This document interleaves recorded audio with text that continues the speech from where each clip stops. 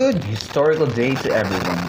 Cry of PugadLawin or Cry of Balintawak. One of the debatable historical events in the Philippine history is where did Andres Bonifacio and his fellow Katipuneros rip their cedulas as a symbol of a revolution. We have the government side who believes that it happened in PugadLawin, and we also have the opposition side who believes otherwise and that it happened in Balintawak. I'm John Alfred Chavez, your moderator for today, and now let us start the debate with the Prime Minister of the government side, Ms. Julia Cortez. Hello, good day everyone. For the introduction of Cry of PugadLawin and Cry of Balintawak, in August 1896, northeast of Manila, Filipinos similarly declared their rebellion against the Spanish colonial government. It was Manuel Sastron, the Spanish historian, who institutionalized the phrase for the Philippines in his 1897 book, La Insurrección en Filipinas. All these cries were milestones in the several colonial to nationalist histories of the world. So the cry of PugadLawin was a cry for freedom. Its historic significance to us consists of the realization that the Filipino people had finally realized the lasting value of freedom and independence and the need to fight in order to prove themselves worthy to be called a truly free people. So the first accepted venue and date was Balintawak, who is dated on August 26. It was in 1963 that it was changed to PugadLawin on August 23 through the issuance of former President Diosdado Macapagal of Proclamation No. 149 series of 1963. According to Ambet Ocampo, there are 5 different places in 5 different dates. These are the PugadLawin, Balintawak, Kangkong, Bahay Toro at Tamo in 5 different dates like 20, 23rd, 24th, 25th, or 26th of August, 1896. The August 26 in Balintawak and PugadLawin in August 23 are the 2 most famous versions. It is because of the reputation of the historians who wrote it according to their sources. So our side, in the government side, we believe that the cry happened in PugadLawin. So why did we believe that? It is because of Teodoro Agoncillo. So first, who is Teodoro Agoncillo? Teodoro Agoncillo's birth is on November 9, 1912, and he died on January 14, 1985.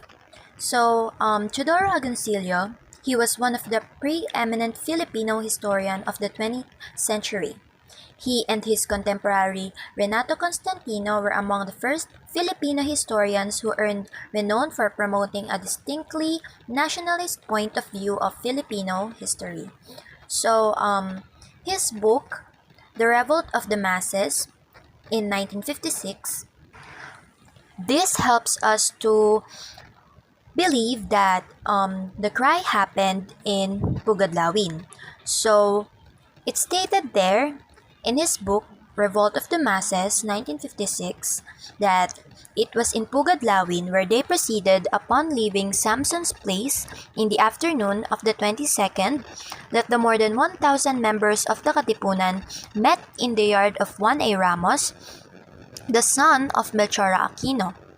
In the morning of August 23rd, considerable discussion arose whether the revolt against the Spanish government should be started on the 29th. Only one man protested, but he was overruled in his stand.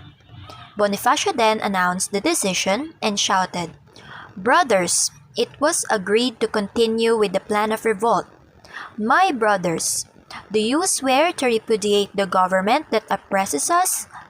And the rebels shouting, as one man replied, "Yes, sir." Then Bonifacio added, "Bring out your cedulas and tear them to pieces to symbolize our determination to take arms." Amidst the ceremony, the rebels in their tear-stained eyes shouted, "Long live the Philippines! Long live the Katipunan!" So in here, since Teodoro Agoncillo is considered as one of the most important historians of our time, and because also of his new brand of historiography that did away with conventional ways of writing the history of the Philippines through the eyes of foreigners and introduced a more Filipino-centric style, seeing the events of the Philippines unfold through the eyes of Filipinos, and because his works are considered essential to the study of Philippine history and have also transcended to the realm of classic literature. Agoncillo used his considerable influence and campaign for a change in the recognized site to PugadLawin and the date August 23, 1896. So in 1963, the National Heroes Commission, a forerunner of the NHI, without formal consultations or recommendations to President Macapagal, consequently, Macapagal ordered that the cry of Balintawak be called the Cry of Pugadlawin, and that it be celebrated on August 23 instead of August 26. So the 1911 monument in Balintawak was later removed to a highway. So the Cry Monument was considered as the first national memorial for Bonifacio and his men prior to the erection in 1933 of the imposing Bonifacio Monument at the intersection of Epifanio de los Santos Avenue or EDSA, MacArthur Highway, Rizal Avenue Extension, and A. Sampson Road in Grace Park, Caloocan City. So the student groups moved to save the discarded monument, and it was installed in front of the Vincent's Hall in the Diliman campus of the University of the Philippines on November 29, 1968. So way back in 1962, Teodoro Agoncillo, together with the UP Student Council, placed a marker at the Pugadlawin site. So according to Agoncillo, the house of Juan Ramos stood there in 1896, while the house of Tandang Sora was located at Pasong Tamo. So on 30th of June 1983, Quezon City Mayor Adelina S. Rodriguez created the Pugadlawin Historical Committee to determine the location of Juan Ramos' 1896 residence at Pugadlawin. Thank you for the historical introduction, Prime Minister. Let's now hear from the Leader of Opposition, Mr. Louis Ordonez. The Cry of Balintawak. The Cry of Balintawak spearheaded the beginning of the Philippine Revolution against the Spanish Empire. Around August 1896, the Katipunan led by Andres Bonifacio rose up in revolt somewhere in an area referred to as Caloocan, which is the present day in Quezon City. The term cry was originally referred to the first clash between the Guardia Civil and the Katipuneros. On the other hand, this also refers to the tearing up of their community tax certificates, or also known cedulas personals, in defiance of their allegiance to Spain, and was literally accompanied by patriotic shouts.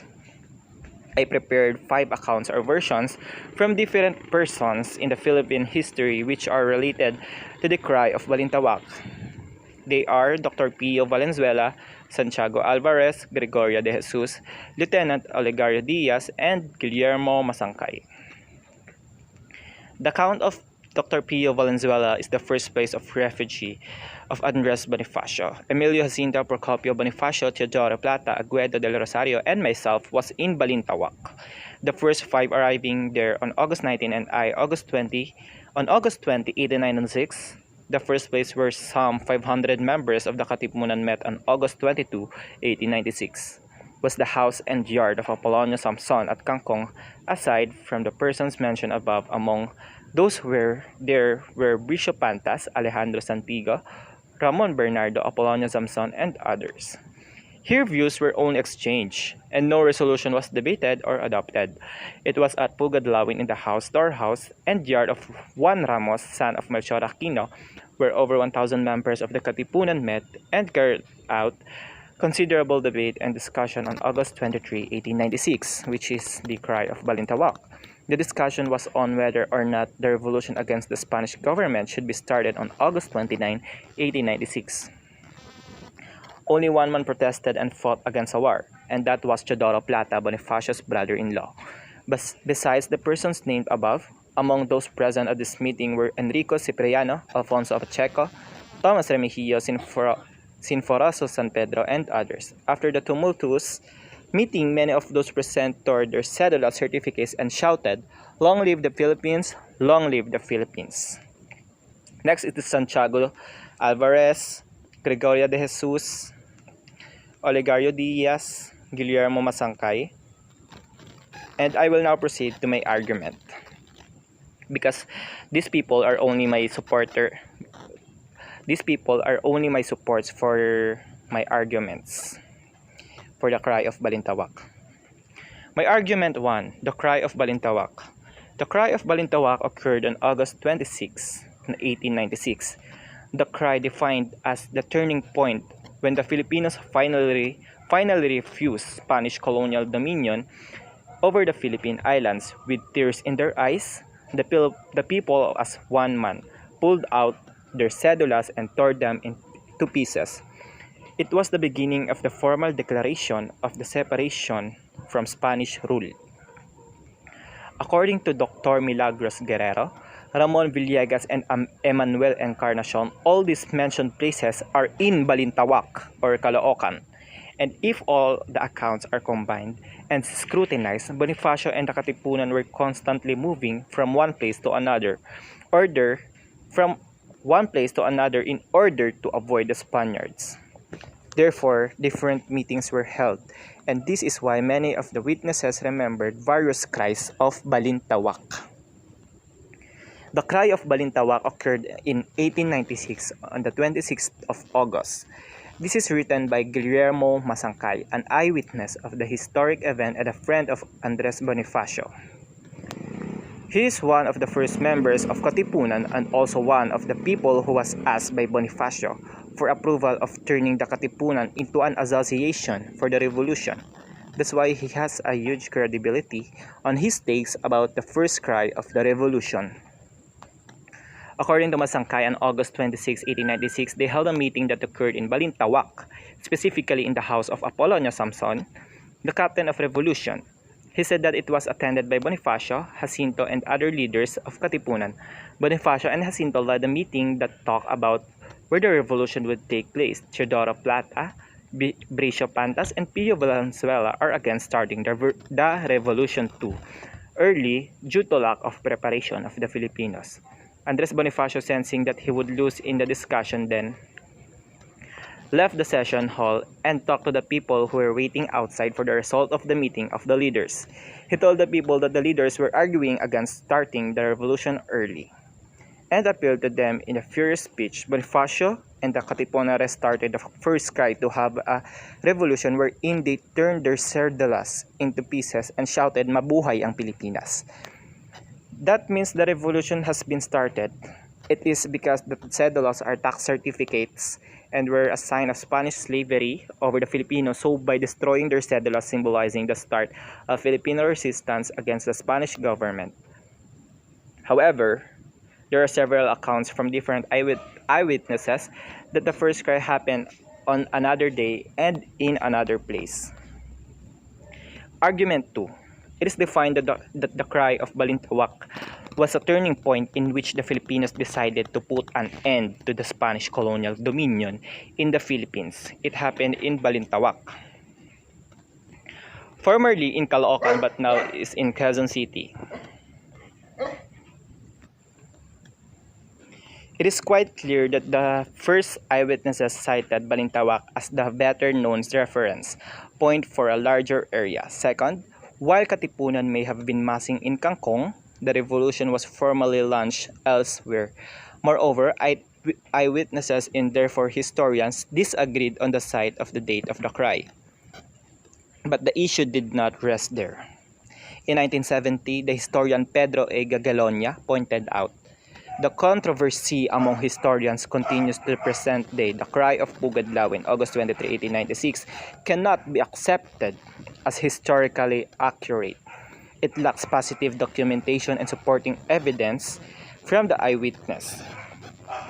witnesses. The testimony of only one eyewitness, Dr. Pio Valenzuela, is not enough to authenticate and verify a controversial issue in history. Historians and their living participants, not politicians and their psychopaths, should settle this controversy. The cry of rebellion in the Philippines happened in August 1896. There are a lot of controversies puzzling the minds of the readers regarding the real place and the date of this event. Some accounts pointing directly to Balintawak are associated with a cry. Lieutenant Olegario Diaz of the Spanish Civil Guards wrote in 1896 that the event happened in Balintawak, which corroborates the accounts of the historian Gregorio Zaide and Teodoro Calao. Thank you, Leader of Opposition. You may now defend your side, Deputy Prime Minister, Ms. Jessica Ganiban. Was there a meeting at PugadLawin on August 23, 1896? After the meeting at Apolonio Samsung residence in Hong Kong, were the settlers turns at Balintawak or PugadLawin? Consequently, Makapagal ordered that the cries of Balintawak be called the cry of PugadLawin, and that it be celebrated on August 23 instead of August 26. The 1911 monument in the Balintawak was later removed to a highway. Student groups moved to save this card monument, and it was installed in the front of Bison Hall in the Diliman campus of the University of the Philippines on November 29, 1968. In 1935, Valenzuela, Pantas, and Pacheco proclaimed na hindi sa Balintawak nangyari ang unang sigaw ng paghihimagsik na kinalalagian ngayon ng Bantayog, kundi sa pook na kilala na tawag ng PugadLawin. The first cry of the revolution did not happen in Balintawak, where the monument is but in a place called PugadLawin.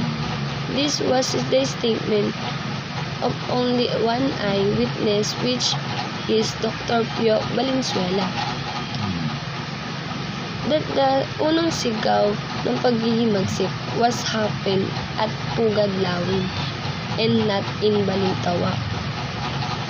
In 1940, a research team of the Philippine Historical Committee, a forerunner of the National Historical Institute or NHI, which include Pio Valenzuela, identified the prize spot of PugadLawin as part of Sitio Gulod, Banlad, Caloocan City in 1964. The NHIS minutes of the Katipunan referred to the place of the cry of Tandang Sora and not one Rama's house, and the date as August 23. In my argument number 1, the only one eyewitness which clearly stated the unang sigaw ng paghihimaksikan was happened at PugadLawin and not in Balintawak. The witnesses shall our evidence of proof or the legitimacy that the himagsikan was happened precisely at PugadLawin and not in Balintawak. From 1928 to 1940, Valenzuela maintained that the cry happened on August 24 at the house of Tandang Sora Melchora Aquino in PugadLawin, which now situated near Pasong Tamo Road.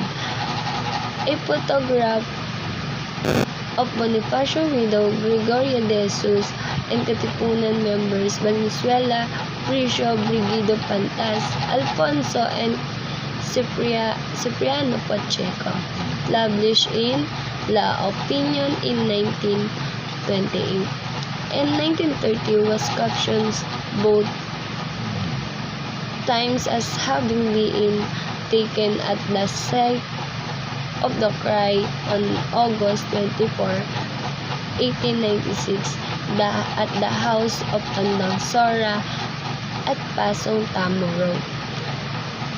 In my argument 2, he clearly stated that date When the event happened, it was happened on August 24 in the house of Melchora Aquino in PugadLawin, which located at Pasong Tamo Road, and this was supported by Cipriano and Pacheco, so that the state is literally strong enough to say that the himagsikan was started at PugadLawin. The statement of only witness cannot be left behind. This was a strong statement, and clearly this was a proof that the himagsikan o pagpunit ng sedula was happened at PugadLawin. Valenzuela Memoirs, 1964-1978, averred that the cry took place on August 23 at the house of Juan Ramos at PugadLawin. The NHI was obviously influenced by Valenzuela's memoirs in 1963. Upon NHI endorsement, President Diosdado Macapagal ordered that the cry be celebrated on August 23 at the PugadLawin be recognized its site. Thank you, Deputy Prime Minister. You may now state your arguments, Deputy Leader of Opposition, Ms. Nachel Arcan. The cry of PugadLawin, alternately and originally referred to as the cry of Balintawak, was the beginning of Philippine Revolution against Spanish rule. Because of differing accounts and the ambiguity of place names in these accounts, the exact date and place of the cry is disputed. At the close of August 1896, members of the Katipunan Secret Society, led by Andres Bonifacio, rose up in revolt somewhere in an area referred to as Caloocan, wider than the jurisdiction of present-day Caloocan City and overlapping into present-day Quezon City. Originally, the term cry referred to the first skirmish between the Katipuneros and civil guards or Guardia Civil. Other definitions of the term have been made over the years, but today it is popularly understood to refer to the tearing of community tax certificates by the rebels to mark their separation from Spain. This was literally accompanied by patriotic shouts. From 1908 until 1963, the official stance was that the cry occurred on August 26 in Balintawak. In 1963, the Philippine government declared a shift to August 23 in PugadLawin, Quezon City. Various accounts by participants and historians give differing dates and places for the cry. An officer of the Spanish Guardia Civil, L.T. Olegario Diaz, stated that the cry took place in Balintawak on August 25, 1896. Teodoro Calao, in his 1925 book, The Filipino Revolution, wrote that the event took place during the last week of August 1896 at Kangkong, Balintawak. Santiago Alvarez, the son of Mariano Alvarez, the leader of Magdiwang faction in Cavite, stated in 1927 that the cry took place in Bahay Toro, now in Quezon City, on August 24, 1896. Pio Valenzuela, a close associate of Andres Bonifacio, declared in 1948 that it happened in PugadLawin on August 23, 1896. Gregorio Saide stated in his books in 1954 that the cry happened in Balintawak on August 26, 1896. Fellow historian Teodoro Agoncillo wrote in 1956 that it took place in PugadLawin on August 23, 1896, based on Pio Valenzuela's statement. Accounts by Milagros Guerrero, Emmanuel Encarnacion, and Ramon Villegas claim the event to have taken place in Tandang Sora's barn in Gulod, Barangay Banlat, Quezon City. Some of the apparent confusion is in part due to the double meanings of the terms Balintawak and Caloocan. At the turn of the century, Balintawak referred both to a specific place in modern Caloocan and the wider area, which included parts of modern Quezon City. Similarly, Caloocan referred to modern Caloocan and also a wider area, which included modern Quezon City and part of modern Pasig. PugadLawin, Pasong Tamo, Kangkong, and other specific places were all in Greater Balintawak, which was in turn part of Greater Caloocan. The name PugadLawin does not appear on maps before World War II and in the Philippine historiography until some Katipuneros like Valenzuela protested that traditional identification with Balintawak starting in the late 1920s and early 1930s. This was assertions contested by Katipuneros such as Guillermo Magsangkay.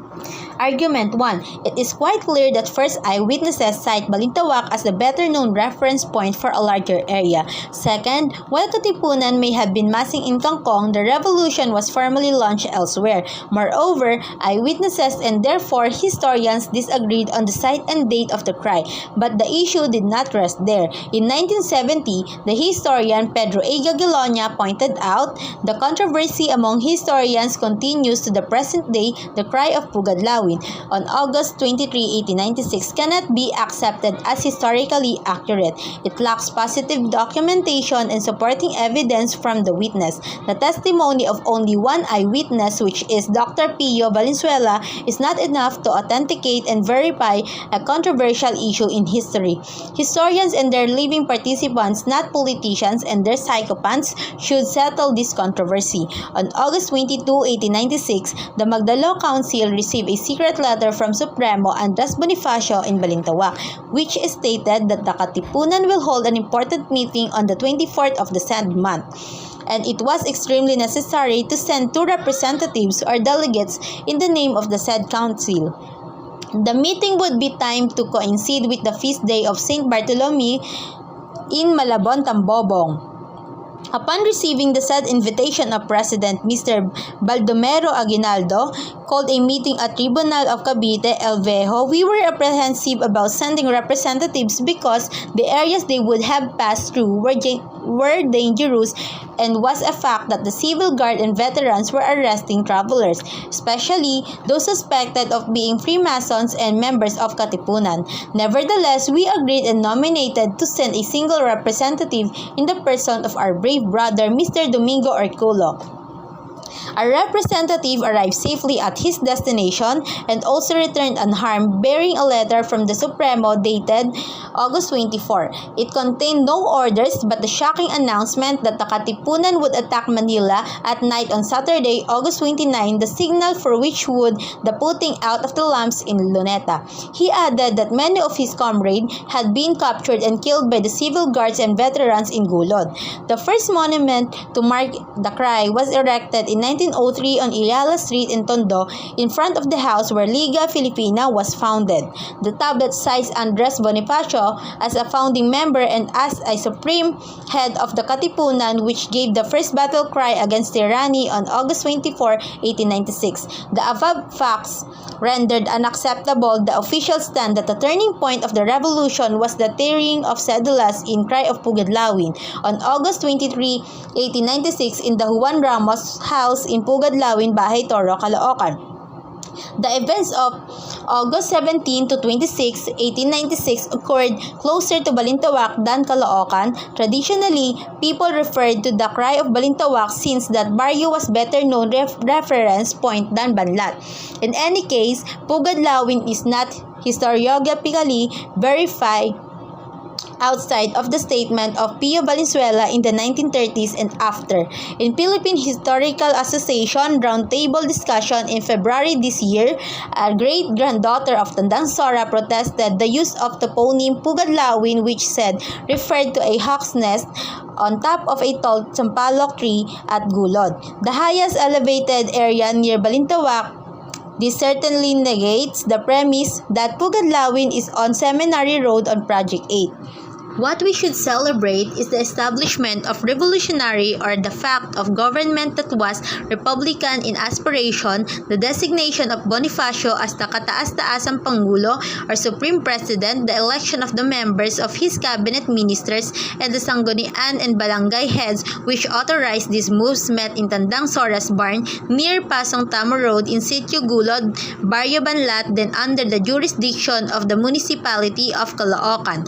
This took place place at around noon of Monday, August 24, 1896. It is clear that the so-called cry of PugadLawin of August 23 is an imposition and erroneous interpretation contrary to indisputable and numerous historical facts. The centennial of the cry of Balintawak should be celebrated on August 24, 1996 at the site of the barn and house of Tandang Sora in Gulod, now Barangay Banlat.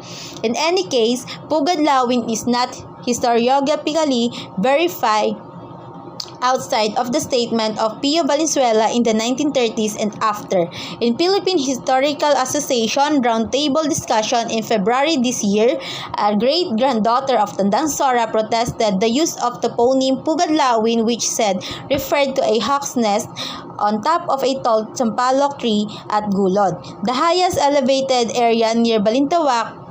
This certainly negates the premise that PugadLawin is on Seminary Road on Project 8. Filipino nation state was born. What we should celebrate is the establishment of revolutionary or the fact of government that was republican in aspiration, the designation of Bonifacio as the kataas-taasang Pangulo or Supreme President, the election of the members of his cabinet ministers, and the sanggunian and barangay heads which authorized these moves met in Tandang Sora's barn near Pasong Tamo Road in Sitio Gulod, Barrio Banlat, then under the jurisdiction of the municipality of Caloocan. This took place at around noon of Monday, August 24, 1896. It is clear that the so-called cry of PugadLawin of August 23 is an imposition and erroneous interpretation contrary to indisputable and numerous historical facts. The centennial of the cry of Balintawak should be celebrated on August 24, 1996 at the site of the barn and house of Tandang Sora in Gulod, now Barangay Banlat, Quezon City.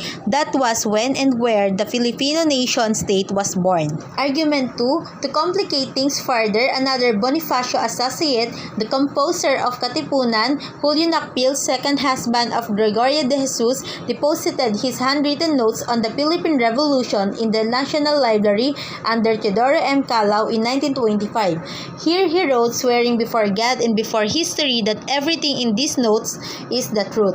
The revolution started in Balintawak in the last days of August 1896. On another page he wrote, Bonifacio uttered the first cry of war against tyranny on August 24, 1896. Finally, he remembered that the first cry of Balintawak was in August 26, 1896 in the place called Kangkong, adjacent to Pasong Tamo within the jurisdiction of Balintawak, Caloocan, then within the province of Manila.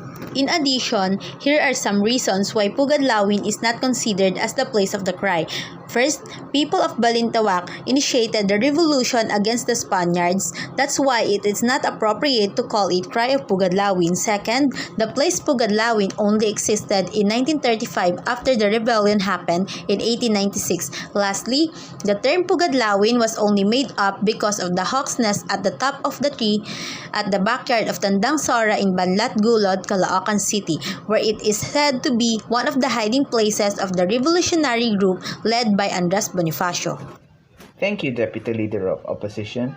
You may now defend your side, Government Whip, Ms. Angel Garcia.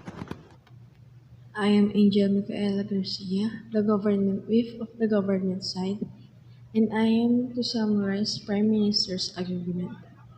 The cry of PugadLawin, raised by the Katipuneros against the tyrant of Spanish rule in the Philippines in 1896, showcased not just the bravery and courage of the Filipino people, but also their freedom-loving trait in nature. The historic cry referred to the event wherein Andres Bonifacio and his poorly armed men gathered near the house of the Grand Old Lady of the Katipunan, Melchora Aquino, better known as Tandang Sora at PugadLawin, and declared themselves and all the people of the islands as free and sovereign nation by tearing their cedula on August 23, 1896. In the afternoon of the same day, the rebels, numbering about 500, left Balintawak for Kangkong, where Apolonio Samson, a Katipunero, gave them food and shelter. In the afternoon of August 22, they proceeded to Pugadlawin. The following day, in the yard of Juan A. Ramos, the son of Melchor Aquino, who was later called the mother of the Katipunan, Bonifacio asked the men whether they were prepared to fight to the bitter end. Despite the objection of his brother-in-law, Teodoro Plata, all assembled agreed to fight to the last. That being the case, Bonifacio said, "Bring out your cédulas and tear them to pieces to symbolize our determination to take up arms." The men obediently tore up their cédulas, shouting, "Long live the Philippines!" This event marked the so-called Cry of Balintawak, which actually happened in PugadLawin. The cry of PugadLawin, raised by the Katipuneros against the tyrant of Spanish rule in the Philippines in 1896, showcased not just the bravery and courage of the Filipino people, but also their freedom-loving trait in nature. The historic cry referred to the event when Andres Bonifacio and his poorly armed men gathered near the house of the Grand Old Lady of the Katipunan, Melchora Aquino, better known as Tandang Sora at Pugadlawin, and declared themselves and all the people of the islands as free and sovereign nation by tearing their cedula on August 23, 1896. Thank you for your statement, Government Whip. Let's now call upon the Opposition Whip, Mr. Jeremy Catre. You may now state your arguments. Opposition Whip. We greatly stand that the cry happened in Balintawak and not in any other places.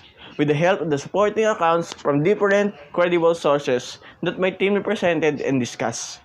First, the Guillermo Mosangkay account, who was a friend of Andres Bonifacio. Lieutenant Olegario Diaz, an officer of Spanish Guardia Civil, Teodoro Cala with his book The Filipino Revolution in 1925, and lastly, Gregorio Saide, also with his book in year 1954. We greatly stand that the cry happened in Balintawak and not in any other places. With the help of the supporting accounts from different credible sources that my team represented and discussed. First, the Guillermo Mosangkay account, who was a friend of Andres Bonifacio. Lieutenant Olegario Diaz, an officer of Spanish Guardia Civil, Teodoro Cala with his book The Filipino Revolution in 1925, and lastly, Gregorio Saide, also with his book in year 1954. Also, with these important details, the secret letters that the Magdalo Council, a main faction of KKK, received from Supremo Andres Bonifacio that a meeting will be heading in Balintawak on August 24, 1896. And the deposited notes of one of the Bonifacio associate and composer Julio Nakpil in the Philippine Revolution on the National Library. Historiographical issues. There are various and different places and dates on answering where and when the cry happened from different important persons and accounts in the history. These are the given dates that are said. In 1896, August 20, August 23, August 24, August 25, and 26. And the most unique one is coming from the one scholar in UP who insisted that it happened in September 5, 1896. While on the places that are involved are Bahay Toro, Pasong Tamo, Banlat, Kangkong, PugadLawin, a place that was never officially recognized as a place in Philippine map before Second World War. And PugadLawin only appeared in historiography only from 1928, and it took 32 years after the cry or the event took place. Balintawak, a place where the revolution traditionally held to have occurred in this area, which was distinct from Caloocan and Diliman. And many believes that the Balintawak people are the one who initiated the revolution against the Spaniards. Politics are maybe involved in these such things. For instance, it can be a close from one party and a gain to other one if the place were changed. Pio Valenzuela and Agoncillo plays a big role in changing the cry from Balintawak to PugadLawin despite of many critics and Pio Valenzuela credibility due to his inconsistent and different statement. Comparing the Agoncillo transcriptions with the Bonifacio originals, there are discrepancies in the text. While Agoncillo reproduced the original sa Tagalog, it proved to be slightly different from the manuscripts. Maybe that Agoncillo didn't have the access to the original Bonifacio papers. He merely translated the English translations of the Bonifacio papers, which were themselves translated from Spanish by Epifanio de los Santos, who possessed the original Tagalog manuscripts. In September 1896, Dr. Pio Valenzuela stated before the Olive Court, which was charged with investigating persons involved in the rebellion, only that Katipunan meeting took place from Sunday to Tuesday or August 23 to 25 at Balintawak. In 1911, Valenzuela averred that the Katipunan began meeting on August 22, while the cry took place on August 23 at Apolonio Samso's house in Balintawak. From 1928 to 1940, Dr. Pio Valenzuela maintained that the cry happened on August 24 at the house of Tandong Sora in PugadLawin, which is now situated near Pasong Tamo Road. Politics are maybe involved in these such things. For instance, it can be a close from one party and again to other one if the place were changed. Pio Valenzuela and Agoncillo plays a big role in changing the cry from Balintawak to PugadLawin despite of many critics and Pio Valenzuela credibility due to his inconsistent and different statement. Comparing the Agoncillo transcriptions with the Bonifacio originals, there are discrepancies in the text. While Agoncillo reproduced the original sa Tagalog, it proved to be slightly different from the manuscripts. Maybe that Agoncillo didn't have the access to the original Bonifacio papers. He merely translated the English translations of the Bonifacio papers, which were themselves translated from Spanish by Epifanio de los Santos, who possessed the original Tagalog manuscripts. In September 1896, Dr. Pio Valenzuela stated before the Olive Court, which was charged with investigating persons involved in the rebellion, only that Katipunan meeting took place from Sunday to Tuesday or August 23 to 25 at Balintawak. In 1911, Valenzuela averred that the Katipunan began meeting on August 22, while the cry took place on August 23 at Apolonio Samso's house in Balintawak. From 1928 to 1940, Dr. Pio Valenzuela maintained that the cry happened on August 24 at the house of Tandong Sora in PugadLawin, which is now situated near Pasong Tamo Road. In 1940, a research team of the Philippine Historical Committee, which included Pio Valenzuela, identified that the precise spot of PugadLawin as part of Sitio Gulod, Manlat, Caloocan City. In 1964, the NHI's minutes of the Katipunan referred to the place of the cry as Tandang Sora's house and not as Juan Ramos' house, and the date is August 23 of 1896. Also, Pio Valenzuela stated that Andres Bonifacio wanted Rizal to join him as Sikat, but he denied and wanted a bloodless war. But few years later, on Pio Valenzuela account, saying Rizal wanted changes against Spaniards, that he led the revolution himself. It would certainly give much less credence to all accounts coming from Pio Valenzuela and to the interpretation of Agoncillo got from him verbally, since Valenzuela gave so many versions from the time he surrendered to the Spanish authorities and made various statements that are not always compatible with one another, up to the time when as an old man he was interviewed by Agoncillo. Thank you, Opposition Whip. Let's hear now the remarks of the opposition side by Mr. Vince Mailon. I am Vince Aldrin Mailon for Opposition Reply. I briefly summarized this debate, the position of my team, and also our opponent, and to show that my group has a correct argument regarding to the topic that being discussed. First, as stated a while ago by Natiel Arcan and Louis Ordoña, the leader and deputy leader of the opposition, the cry of Balintawak is happened in the 26th day of August, year 1896, and it is originally and alternately referred to us as a cry of Balintawak. But in year 1963, the government of the Philippines declared a change to August 23, and they also declared that it happened in PugadLawin in Quezon City. As my group gathered facts from a reliable source, our deputy leader stated that cry of PugadLawin cannot be accepted as historically accurate, which is true. Knowing the fact that how can Dr. Pio Valenzuela can be a witness alone? If we really wanted to know the exact location and date of an historical event, it is needed to show a complete documentation together with supporting evidences from the witness itself. At first, the witnesses stated that Balintawak is well-known reference point for a larger area. The cry of PugadLawin was lack of evidences, so it cannot be accepted as historically accurate. The above facts rendered unacceptable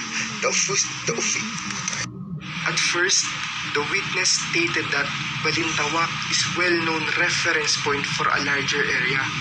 The cry of PugadLawin was lack of evidences, so it cannot be accepted as historically accurate.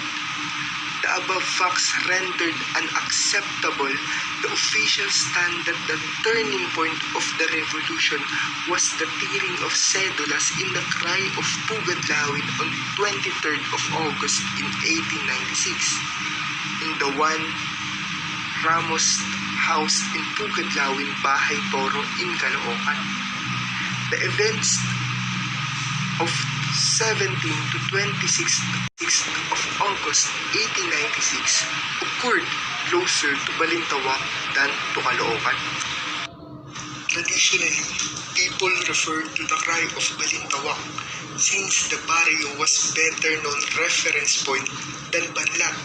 In any case, PugadLawin is not historiographically verifiable outside of the statement of Pio Valenzuela in the 1930s and after the Philippine Historical Association Roundtable discussion in February this year.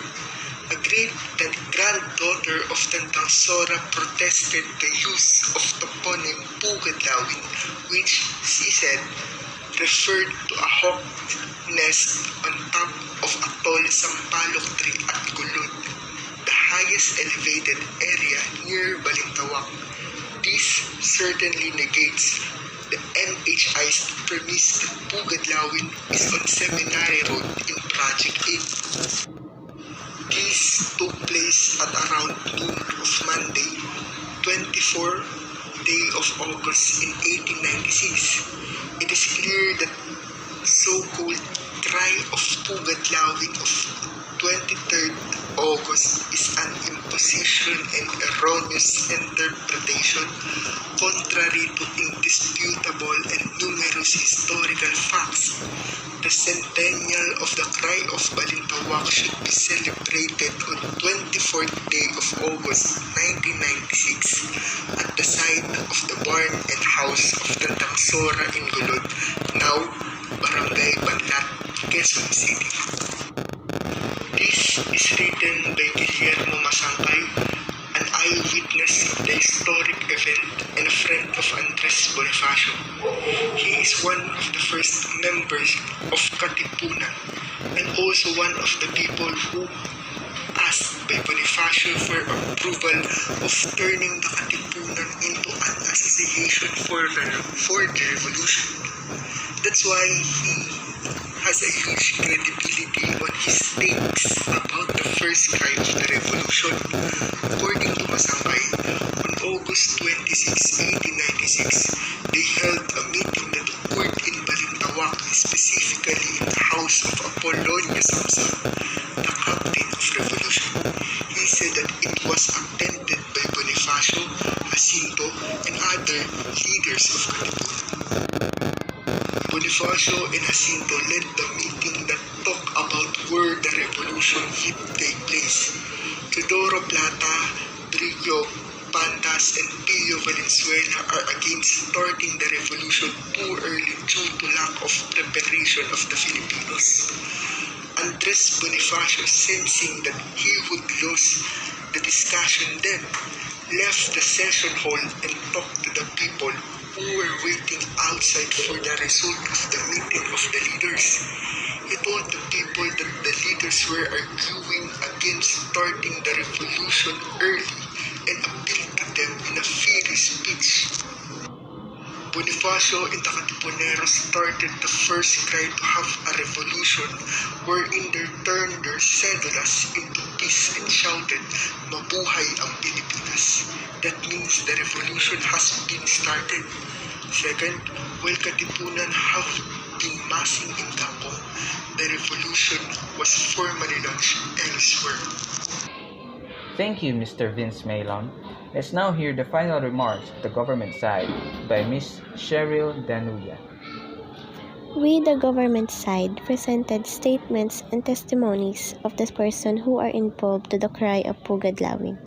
We agree that the first cry happened in PugadLawin, which was the beginning of the Philippine Revolution against the Spanish colonial government by tearing off their community tax, or also known as cedulas. The cry of PugadLawin.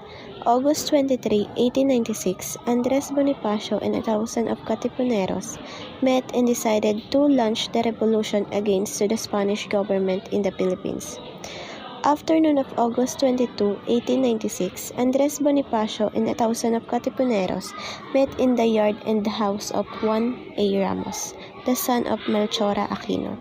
In the morning of 23rd of August, Bonifacio and members of Katipunan decided to launch the revolution against the Spanish government in the Philippines, as they affirmed their decision by tearing up their cedulas that symbolize of the enslavement of Filipinos. 1963, President Diosdado Macapagal declared that the cry of Balintawak will be called the cry of PugadLawin. The influence and campaign of Teodoro Agoncillo for a change of recognized site to PugadLawin and the date of 23rd of August 1896, approved by the former president without any formal consultation and recommendation. The monument of Balintawak 1911 was officially removed to highway, where some group of students saved and discovered monument and later on installed in front of Binson in Diliman campus of University of the Philippines on November 29, 1968. Dr. Pio Valenzuela, a former vice president of Katipunan and a good friend of Andres Bonifacio. He is the only one-star eyewitness who can tell where is truly the first unang sigaw ng himagsikan. In his memoir, Valenzuela relates the decision to revolt was taken at the house, stair house and the yard of Juan Ramos, a son of Melchora Aquino, in PugadLawin. Cry of Balintawak. The term cry was originally referred to the first clash between Guardia Civil and the Katipuneros. It also referred in tearing up a community tax, or also known as cedulas, that symbolized the separation of Filipinos to the rule of Spain. Guillermo Masangkay, an eyewitness to the first rally of the Philippines Revolution and childhood friend of Andres Bonifacio. According to Masangkay, they held a meeting at Balintawak in the house of Apolonio Samson, a captain of revolution, on 24th of August, 1896. Bonifacio and Jacinto led the meeting where the revolution will take place. Teodoro Planta, Bricio Pantas, and Pio Valenzuela disagree in starting a revolution too early because of lack of preparation of Filipinos. Bonifacio talked to all Katipuneros, who are patiently waiting for the result of meeting of the leaders. On the same day, Bonifacio and Katipuneros started the first cry to have a revolution wherein they tear apart their cedulas. Julio Nakpil served as a secretary of command under Andres Bonifacio, 1896. As the leader of opposition, presented 3 reasons why PugadLawin is not considered as the place of the cry. First is people of Balintawak initiated the revolution as a Spaniard, that is why it's not appropriate to call it in PugadLawin. Second is PugadLawin only existed in year 1935, after the rebellion happened in 1896. And lastly, the term of PugadLawin was only made up because of the hawk's nest at the top of tall trees at the backyard of Tandang Sora. Due to the lack of consensus on exactly what is meant by the cry, the debate has been long clouded. The term cry has been applied to 3 related but distinct events. First is the pasya, the decision to revolt. The second is the pagpunit, the tearing of cedulas. And the last one is the unang labanan, the first encounter with Spanish forces. These 3 events did not all happen at same time and place. Among historians who have studied the cry in greatest detail, there is a sharp divergence what term should be defined. Teodoro A. Agoncillo identified the term the pagpunit, which happened immediately after the Pasha. Isagani or Medina equates the term with the pagpunit that happened before the decision to revolt had been taken. Soledad Borromeo Bueller, the term cry should be mean the unang labanan. As Borromeo Bueller points out that the unang labanan was commemorated by the first monument to the events of August 1896.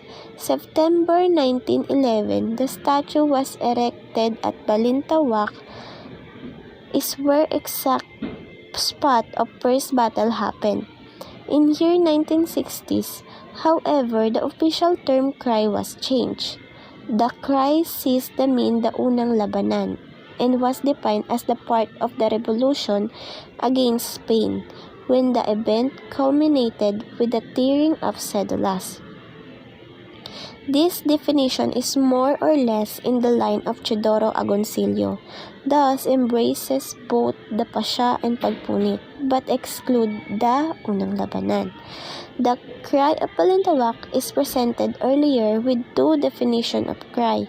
Of the first one is Unang Labanan and the second is Pagpunit, which exactly a different in year 1960.